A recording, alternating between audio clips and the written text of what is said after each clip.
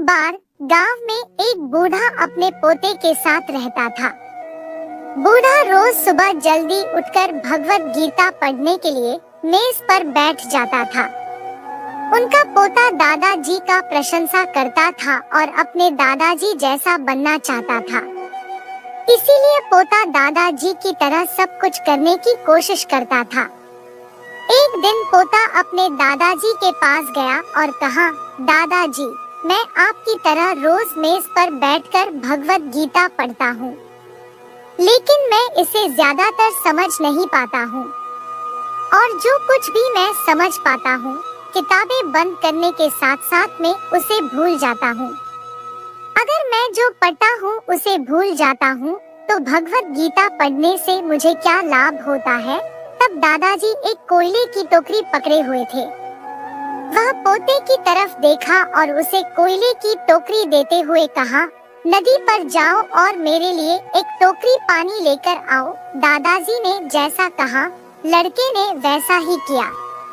लेकिन जैसे ही वह घर पहुंचता, टोकरी का सारा पानी निकल जाता। दादाजी ने मुस्कुराते हुए कहा, वापस पानी लेने के लिए नदी में जाओ और फिर से कोशिश करो, लेकिन इस बार थोड़ा तेज चलने की कोशिश करना। लड़का मान गया और इस बार नदी से पानी लेकर जल्दी घर पहुंचने के लिए तेज भागा। लेकिन इस बार भी घर आने के बाद दादाजी ने देखा तो टोकरी खाली थी। दादाजी ने पोती को फिर से कोशिश करने के लिए कहा, लेकिन हर बार रास्ते में टोकरी से पानी निकल जाती है और टोकरी खाली हो जाती है।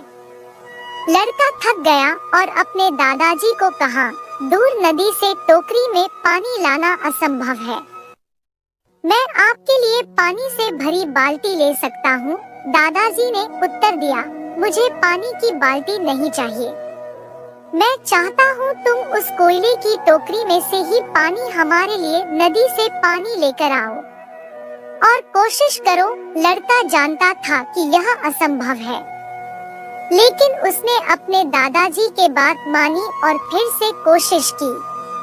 इस बार लड़का जितनी जल्दी हो सके दौड़ा, लेकिन फिर से टोकरी खाली थी।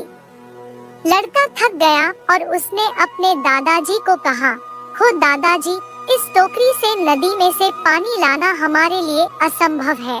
दादाजी ने उत्तर दिया, तुमको लगता है कि यह असंभव है, लेकिन जरा टोकरी को देखो। लड़के ने टोकरी की और देखा कि टोकरी बहुत साफ सुथरी दिख रही है। उसने देखा टोकरी से कोयले के सारे दाग हट गए हैं। अब कोयले की टोकरी अंदर और बाहर से साफ हो गया था। दादाजी ने कहा, तुमने देखा कि टोकरी अब सारे दाग मुक्त हो गया है। जब आप भगवत गीता पढ़ते हैं तो ऐसा ही होता है। तुम जो पढ़ते हो उसे तुम समझ या याद नहीं रख सकता है, लेकिन यह शब्द तुमको अंदर और बाहर से बिल्कुल बदल देगा।